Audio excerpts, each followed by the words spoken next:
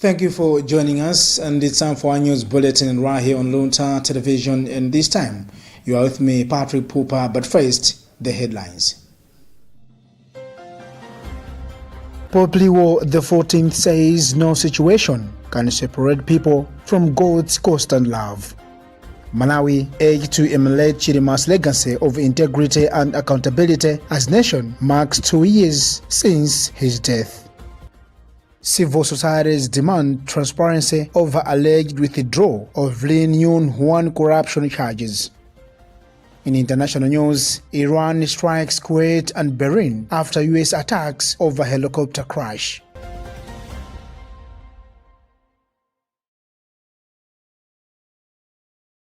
And those were the headlines, and now the news in detail. Pope Leo XIV has reassured prisoners that God's love remains constant in every circumstances, emphasizing that human mistakes do not define a person's identity and that no situation can make the Lord turn away from anyone. The Holy Father made the remarks as he met with inmates at the Brains-Faced Penitentiary Center on Wednesday morning during his apostolic journey to Spain, offering words of encouragement centered on mercy, confession, and hope. We have a Vatican News report read by Charity Chiranga. Leo XIV reminded prisoners that God loves each person unconditionally and calls everyone to continue conversion, repentance, and renewal through His grace. He emphasized that human dignity comes from being created and loved by God, and that no situation can separate anyone from God's loving gaze. The Pope encouraged those facing hardship not to lose hope, even amid anxiety, sadness, or separation from loved ones, and to remember that life's mistakes do not define their identity. He stressed that God's mercy always offers the possibility of a new beginning, and that the past does not determine the future when entrusted to Him. He urged them to open their hearts to God, trust in His guidance, and remain hopeful, noting that God continues to speak within the human conscience and invites everyone to start anew. In conclusion, Pope Leo XIV entrusted the inmates to the maternal intercession of Our Lady of Mercy and imparted his apostolic blessings. As Malawi marks 2 years since the tragic death of Vice President Dr. Carlos Chilima and 8 others in a plane crash, good governance expert Dr. Joe Chaima has called on political leaders and public officials to emulate the values of accountability, integrity, and servant leadership that defined Dr. Chilima's public life. Dr. Chaima said reflecting on these qualities is crucial for strengthening governance and advancing Malawi's development agenda. Emmanuel Chocha with the details. Speaking to Luntha television, Dr. Chaima described Dr. Chilima as a humble, prayerful, and dedicated leader who remained committed to serving Malawians despite holding the country's second highest office. He said the late vice president was a visionary reformer who championed public sector reforms, encouraged young people to participate in politics, promoted peace, and worked tirelessly for the country's progress. He's a man who was very humble, a man who could even go to cathedral, mop the floor for others to sit, and yet he was the vice president of the country. That spirit of humility is very rare among the youth. As you know, Carlos Chilima was very youthful, but a very humble man as compared to majority of our youth today. And he is also someone who never feared anything. He was quite brave. That's why he left us the slogan of do not fear, do not backslide, and also, do not give up. He had a fighting spirit, not fighting with his spears and arrows, but fighting with a strong voice that could build and transform Malawi.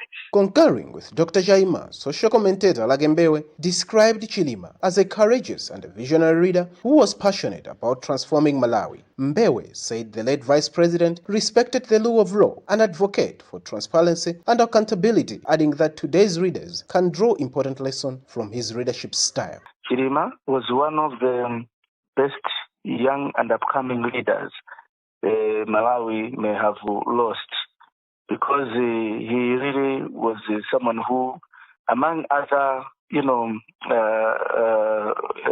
reasons of helping to transform this country, that he was a leader who was fearless and a leader who actually was up to tune in terms of ensuring putting things into correct perspective in as far as speaking the truth is concerned.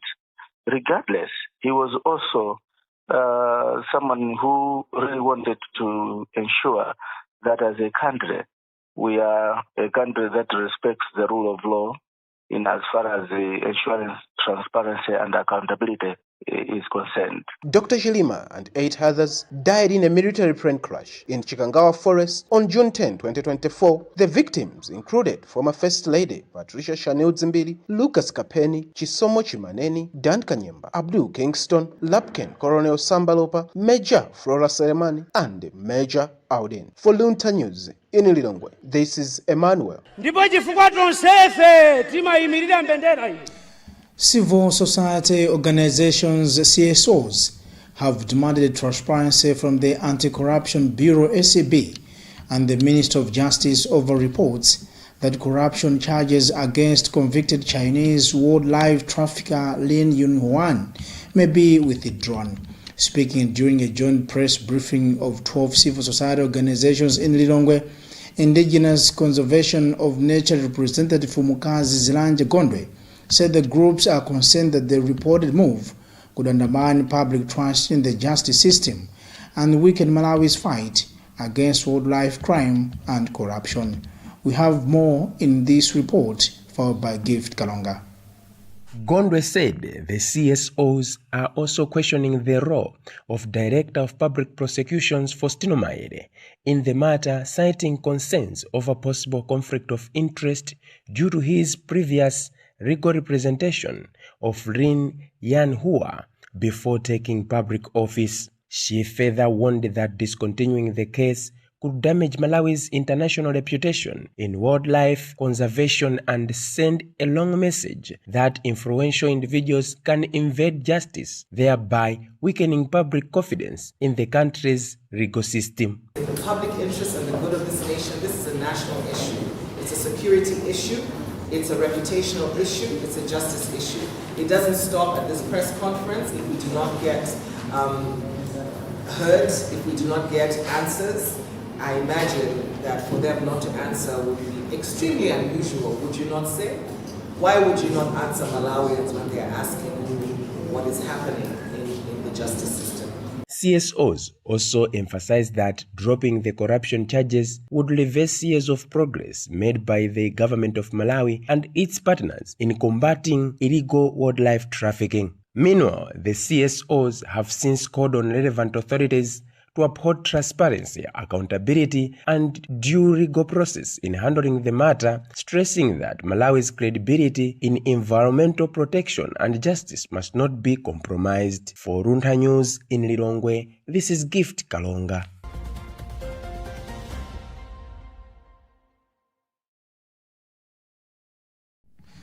The government body responsible for administering national examinations in the country, the Malawi National Examination Board (MANEB), says it is satisfied with the manner in which the Standard 8 and Junior Certificate of Education (JCE) examinations have been conducted this year. Speaking to Luntha Television, MANEB spokesperson Angela Kishitigu said the examinations were administered smoothly across the country with no major incidents or challenges reported during the exercise. Alison Banda with the details.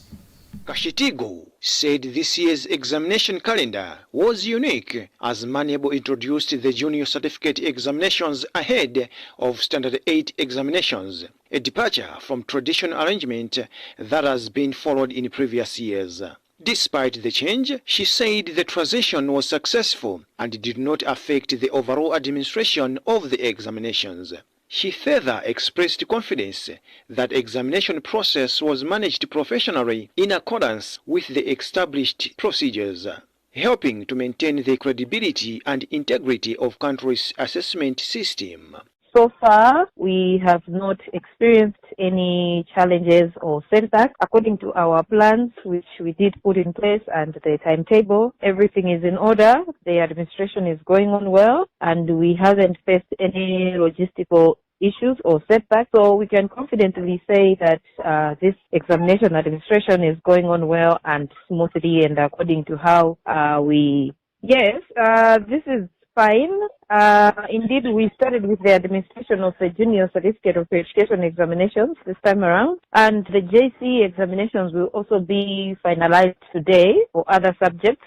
All candidates will be finishing their examinations today. That's the same with the primary school Living Certificate of Education examination. A total of 166,652 candidates registered for 2026 Junior Certificate examinations, while 254,486 candidates registered to sit for primary school Living Certificate of Education examinations. For Luntha Television in Lilongwe, this is Alison Banda. In case you are just joining us, remember you are watching News Bulletin coming to you from Luntha Television, and you're with me, Patrick Pooper. But for now, let's take a commercial break and we'll be back after this.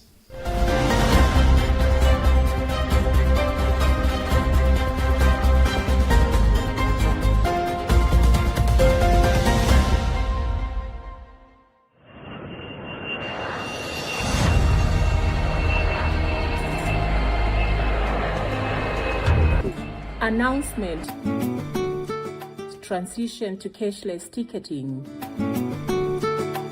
Malawi Airlines would like to inform all valued customers that effective 1st May, all ticket purchases will be conducted exclusively through cashless transactions. As part of this transition, payment will be accepted via bank transfers and POS machines for various banks available at our offices. This measure is designed to streamline our processes, reduce transaction times, and ensure a safer, more secure way of completing bookings. Cashless ticketing will complement our existing online booking platforms, our website, and our mobile application, while aligning with global aviation practices that embrace digital payment solutions. We encourage all customers to prepare for this change by making use of the available electronic payment facilities. Our sales and airport staff will be available to guide and assist customers during this transition. For further assistance, please contact our customer service team via customerrelations@malawianairlines.com or call our support line. We remain committed to serving you with dignity, efficiency, and care as we embrace this new chapter. This announcement is brought to you by Malawi Airlines Management. Malawi Airlines, from the warm heart of Africa.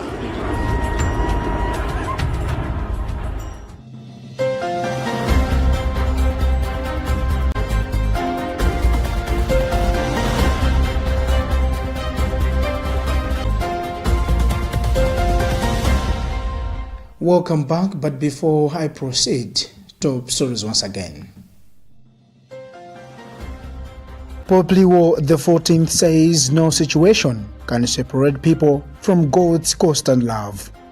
Malawi urged to emulate Chirima's legacy of integrity and accountability as nation marks 2 years since his death. Civil societies demand transparency over alleged withdrawal of Lin Yun Huan corruption charges. In international news, Iran strikes Kuwait and Bahrain after US attacks over helicopter crash. Moving on with our news, the Malawi Health Equity Network MEHEN has commended the health authorities in Mangochi for taking immediate steps to address concerns that led to the suspension of operations at the theater of Monkey Bay Community Hospital. MEHEN Executive Director George Obe made the remarks following reports that the Medical Council of Malawi had recommended the temporary suspension of theatre services after an inspection identified safety concerns. Onganichirwa with the details. Speaking in an interview, Jobe said MHEN engaged both the District Health Office and the Medical Council of Malawi, which confirmed that a damaged theatre door had compromised safety standards required for surgical operations. He said the council's decision demonstrates its commitment to enforcing health standards across both public and private health facilities, while expressing relief. Authorities have already moved to rectify the problem to allow services to resume. Monkey Bay, being a community hospital, it serves a lot of people, and as such, many people can suffer if the theater is closed. We are relieved and happy that Mangochi District Hospital or Mangochi District Health Office has acted or is acting swiftly to ensure that the challenge is rectified. And we have been promised that they will come back to Malawi Health Equity Network to confirm that the door has been fixed and operations have resumed. So we commend the office for this swift action. MHEN has since called for the regular inspection and timely maintenance of health facilities to prevent disruptions to essential health services, especially in facilities serving large populations. And now in sports news, Central Region Football Association RFA has received a major boost after securing a landmark 300 million sponsorship deal from Gojet Investments aimed at strengthening football development in the region.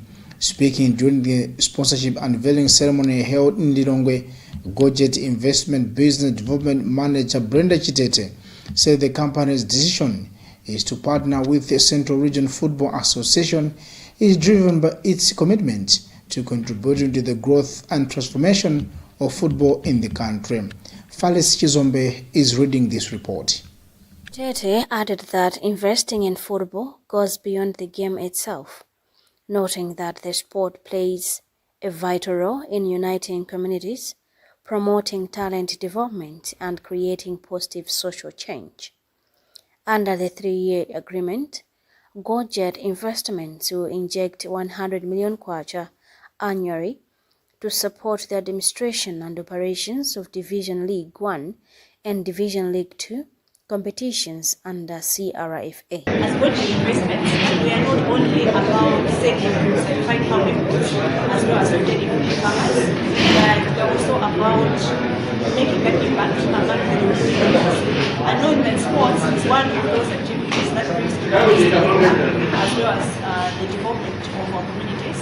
That's why we saw that it is very important for Gojet Investments to make a sponsor to Central Region. Meanwhile, CRFA General Secretary Antonio Manda expressed gratitude to Gojet Investment for their sponsorship, describing it as a significant milestone for football in the Central Region.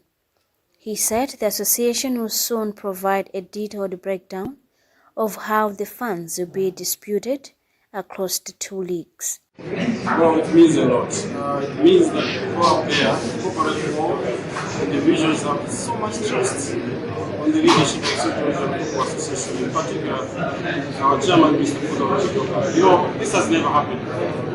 We never had such amount of money being pumped into our league. We have so much to do to make sure that this money is accounted for, and to make sure that the sponsor will never disappoint.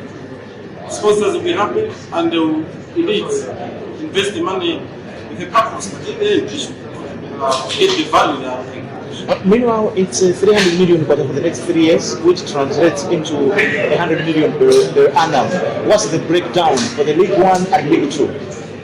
Well, at the moment, let me inform everyone that this partnership, we've landed on it, yes, but give us time.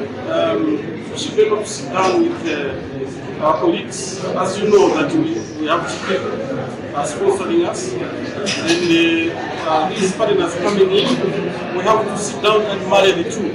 So in no time, we should be able to come back to you and give you the details as to how much allocations will be made as far as Division 1 and Division 2 are concerned. So at that moment, the breakdown what we given, but in no time we should be able to provide more information as far as these allocations will be made. Budget investment deal, CRFA has also secured a 6 million kwacha sponsorship from Intact Limited for the Man of the Match Awards. The initiative will recognize outstanding performances throughout the season, with each man of the match receiving a cash prize of 50,000 kwacha after every game.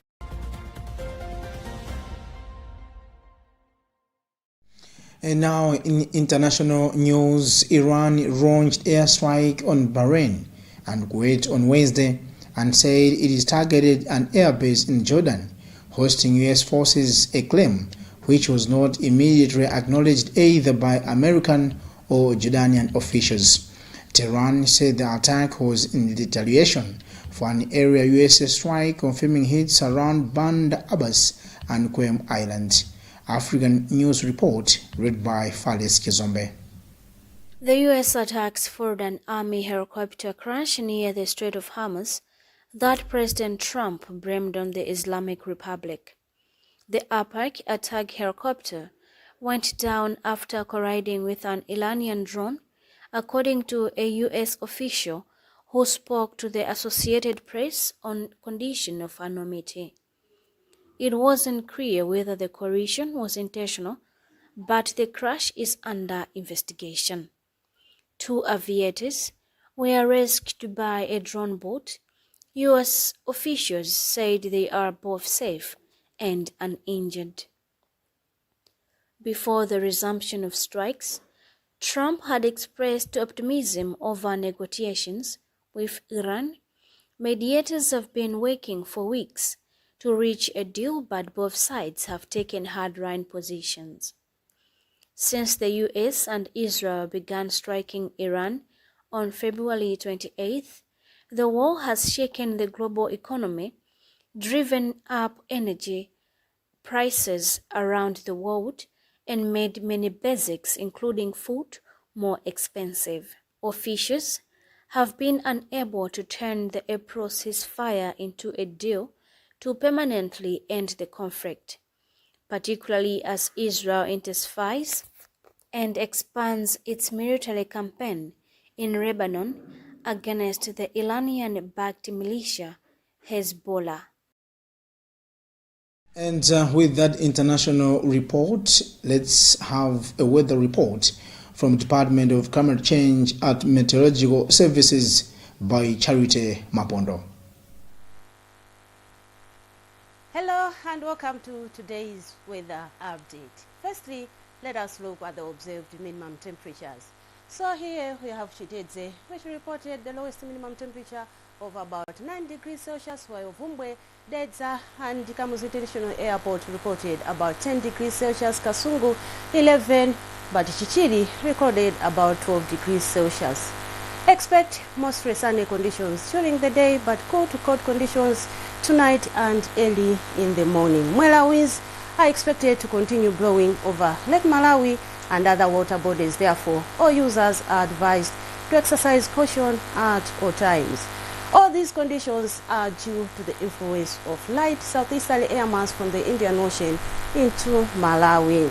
For tonight, expect clear skies over the southern as well as central parts of the country, but it will be partly cloudy with a chance of isolated showers, mainly over northern lakeshore areas such as Kalonga.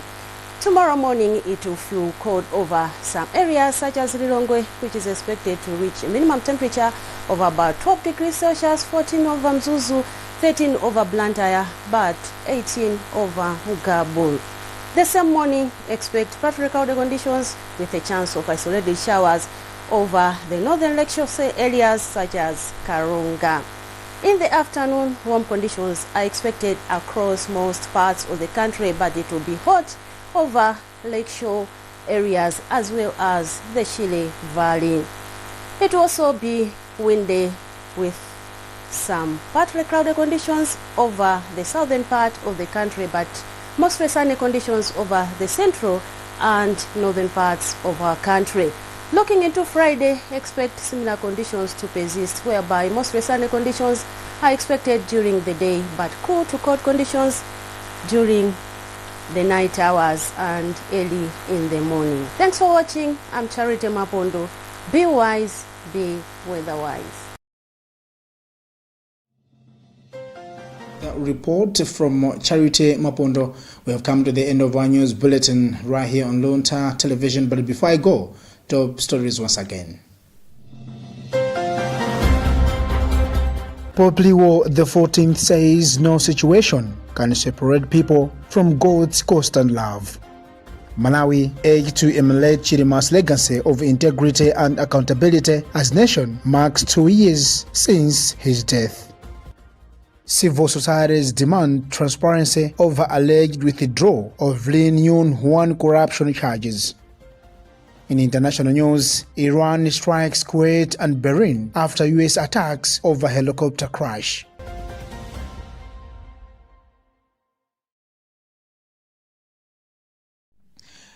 Thanks for watching our news bulletin, and this has been Patrick Pooper, and I wish you a lovely time. Keep watching Luntha Television, and bye for now.